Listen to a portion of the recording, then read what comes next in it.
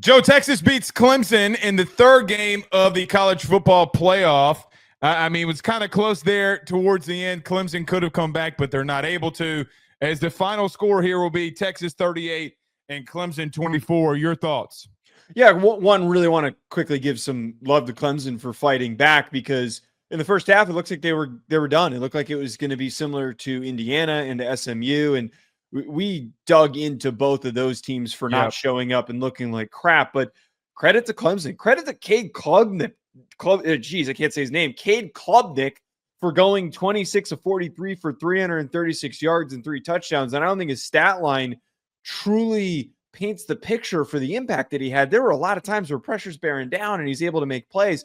But I tell you what, Texas, way more talented. That's why they won the game. I think that there's still concerns to be had here for the Longhorns, where they gave up down the stretch here a number of big plays to Antonio Williams. A lot of situations where they should have taken Clemson out of the game, and their outside corners were getting beat in close contested situations. And then the last part here is something that we've acknowledged and talked about so many times. It wasn't enough to take them out of this game and for them to lose it, but the turnovers, the freaking turnovers for Quinn Ewers. How many times do we need to bring this up and say that that is hurdle number one for Texas to win a national championship?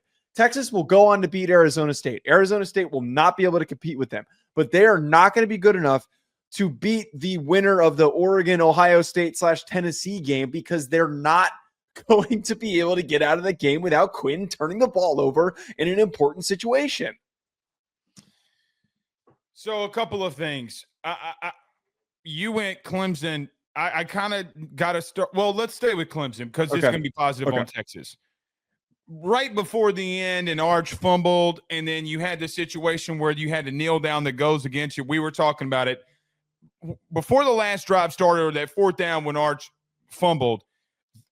Texas was at 298 rushing yards, 298 against Clemson. And this is what I continue to say in these games that feel like dominations in times. Joe, the teams up front are getting absolutely abused. You had literally in a situation where Texas had a touchdown run of 77 yards. Wisner had 2 carries that went over 20 yards, 22 even. Joe, they have 2 backs that had over 110 yards in a team that, number one, had 2 offensive linemen at moments and times went out of the game, in the center and the right tackle. Yeah. You have 2 backup offensive linemen, and then you're getting blasted up front. That is the difference. And that is the difference of this game. That is the difference in the first 3 games that we've seen in these playoffs, and it's going to continue to be the thing. Why do conferences, or why do better teams dominate these lower opponents? It always starts up front and what happens up front. Texas is a team, Joe, that came into this game 60-plus in rushing offense. We've seen them against Georgia not being able to run the football. We saw them against Vandy not be able to run the football. But then they go against the ACC champ, and they completely smoke them. Yeah. And it's a bad day for the ACC. I don't want to hear any more about the ACC. One thing I will say, though, to Clemson's credit and to Clemson overall, Cade Klubnik's a dude, man. I mean, in the face of pressure, getting hit as much as he did, he had to run the ball a lot. He had 46 passing attempts, and Joe, to be honest with you, he was pretty much their rushing attack in moments, and he got sacked a lot. So the stats don't bear that out. The crucial runs that he had, on third down, those quarterback draws. I mean, the kid is tough. But, man, there's one big thing that you and I said about Texas all year, and it came to fruition. They had not seen a team that will actually be able to sit back in the pocket and throw the football around against this wide receiver core and this passing offense. There are better ones in the playoff here. Well, you're going to see one in a couple of weeks if you get there. This secondary got tested finally, and they got blasted. Everybody came at me that they're the best secondary in the country, and you were warned over and over and over again. No, quarterbacks are making bad throws against you. Georgia made bad throws against you. There was a reason why I thought this secondary was still, Joe, untested, and it proved it out here. But again, we talk about this every week. Joe, I don't care what you do throwing the football around. When a team can come in and physically dominate you up front, you're going to get blasted. And even though this is a 14-point game, it feels bigger than that. I felt like I watched a team get dominated, play around in the second half, and let a team come back. And then when the moment got tough, they closed it out. That absolutely is the truth. And one thing that always is a little perplexing with talking about Texas is like which version of the run game can show up. And I give them credit for having Jaden Blue and Trey Wisner play as well as they did, and the huge runs. And Blue's 77-yard rushing touchdown was electric. It was something that they needed to reswing the momentum in their direction when it looked like Clemson was starting to crawl back. Their ability to run the ball is going to be important for their success and surviving through the next stretch of opponents. They're going to run the ball against Arizona State, but if they get that Oregon matchup, we've talked a lot about how Oregon's run defense is inconsistent, and they have given up some big plays, and that's going to be important. Yeah, it doesn't matter what team they play.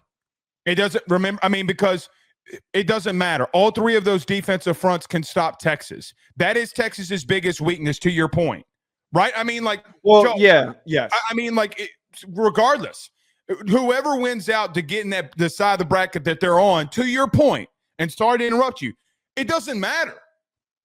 It doesn't matter. But they came out and they dominated today, and that's a black eye on Clemson, brother. It's a black eye on Clemson. Well, absolutely right. This is the result of they couldn't stop anything against a team that typically had a ton of issues with down multiple offensive linemen, with the injuries that they were suffering in the middle of this game, coming into the game, all of that. That's a huge freaking problem on Clemson's side of things. Let's see what they do this offseason. They're already going into the portal, which was unheard of. I keep coming back with this here and thinking about what this means for Texas going forward. I still don't completely take them seriously. Am I off base for that? No, that's why I rudely interrupted you. Okay. Yeah. And I rudely interrupted you because it doesn't matter who they face outside of these two opponents that quite honestly shouldn't be here. I mean, look, Joe, the 7th best team in the SEC beat the ACC champ weeks ago. I mean, these things. Oh, South Carolina. South Carolina. So, I mean, again, what are we discussing here? Right? And I'm going to keep coming back to it. Clemson does not belong here. Now, Texas went up and down, and I'm going to get to your Fugazi thing. They were Fugazi in the second half. They play a young team, a young D-line played around with their food. But here's the problem with that. Yeah, they did because I got multiple new starting running backs because you're down your best backs if you're Texas. You're down your all SEC center and a damn good right tackle. And Joe, it didn't matter. But to Texas, this is why it feels crazy to me.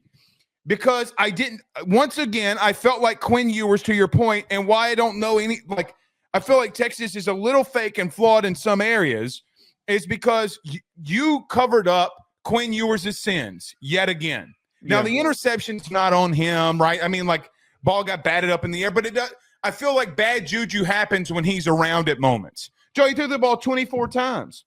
24 times. He had a lot of misses, a lot of very bad, ill-advised throws. In the fourth quarter, early in the fourth quarter, you'll remember this. They go for it on 4th down in the red zone. Joe, he throws behind Matthew Golden. It would have ended the game. It would have ended the game.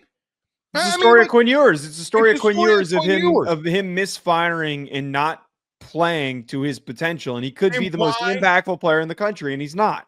And bro, Sark is running his head into the wall about this Arch Manning Quinn Ewers thing. It's 4th and 1. 4th and 1. Okay? And you're letting I don't mind I don't mind Arch doing that because No. I'm not talking about Arch. You're letting Quinn Ewers throw the football. You have a running back in Jaden Blue that's dominating them in the second half. Dominating. Joe, his two rushing touchdowns were he looked like my man from Notre Dame last night. I mean, that's how effective that he made him look. I mean, he was explosive. And then you're going to let Quinn Ewers in the game for you. He's banging his head up against the wall. And then you'll mark an X by Arch because he fumbled the football, okay? And he's having to come in late in the game when he's cold. They are not a championship-worthy team because they don't have a guy at the signal caller that is a difference maker. They don't. They got Sark has done everything else besides he doesn't want to fire Arch off in there, and I get as to why. You want to show that you're loyal at quarterback, I get it. But there comes a part where, Joe, they have a ceiling, they have a cap. Yeah. You're seeing it. The ceiling that they have is everything that we're talking about here. And I'm behind the point of worrying about if Texas fans are annoyed by us being negative towards them. It's just the inevitable. We're being realistic. We're being realistic. You have a quarterback that provides a ceiling for your offense because of risky decision-making and poor decision-making where he's throwing the ball. And then what we just talked about here with their secondary being inconsistent and giving up big plays down the stretch when they needed to just close out the game. I mean, Joe, we would have conversations of them being a title contender if Arch was in there. I would argue that. I don't think that's a crazy thing to say at all. I'm sure someone will clip that, but who cares? I would argue from the small sample sizes of big plays that Arch has shown us, and at least better and more careful decision making, that it would set them up for better success than what Quinn Ewers has done. I don't know, man. I mean, look, here's the truth. They dominated an opponent that is now 0-3 against the SEC. So I want to make this very, very, very clear before I get out of here. I've been fighting this battle all day as I'm the SEC bias guy on the show, remember? Okay, I'm the SEC I was called an SEC homer today, too. By the way, I saw that. You said, I'm from New Jersey. Which I am. Here's the thing, okay? The thing about this is that the ACC champ is 0-3 against the SEC. That's the point that I'm trying to make. So you know who also has 3 losses in the SEC? Who? Alabama and Ole Miss. I don't know if that paints the picture the way it does paint the picture because no, it does paint the picture because but the difference is that Clemson South lost Carolina is one of those wins, Joe. We're already arguing about it. But the problem is though is that when we bring that stuff up, the losses that Alabama and Ole Miss suffered were the back end of the SEC. So I don't know if that really applies to. No, I understand that, but a champion. You mean to tell me that if Clemson didn't have to play LSU or these other teams that they wouldn't slip up there too? You know good and damn well they would. Good and damn well they would. It's a decently fair point. I mean, George, think about this. Now we're down a little bit of a rabbit hole. A team in the SEC that wants to run the football effectively, Arkansas and Florida, they give Clemson problems. Yeah, no, they probably would. They probably could have beaten them. So that's the whole point that I'm trying to make here. The whole point of Joe, me and you have been talking about this for a year now, and we're on repeat. Okay, so to end this out for me again, I'm tired of this first round has been awful for me. It's been awful for me. I think it's been bad. The next round's going to be more competitive. Sure. Well, it better be. It will look minus the Boise State Arizona State game. Boise State get blown out. They're going to, but the Oregon game and the Georgia Notre Dame game are going to be competitive. Those are going to be close games. I can promise you that. You better pray to God. You've given Kirby 4 weeks to work on Notre Dame. Did you hear him yesterday, by the way? Kirby came out and said, yeah, I've been working on Notre Dame and Purdue, I guess. I mean, yeah, that was deliberate. He just knew that Notre Dame was going to win. That's some pretty big balls by Kirby. All right. We'll see y'all in a little bit. BetOnline remains your top spot for all of your live betting action and contests. NFL, college football, UFC, NHL are all in full swing. BetOnline is your number one source for wagering news, odds, trends, and predictions with both desktop and mobile access at any time. Head to BetOnline today and use promo code BELIEVE. That's BLEAV for 50% off your first deposit. That is a 50% welcome bonus. BetOnline, where the game starts.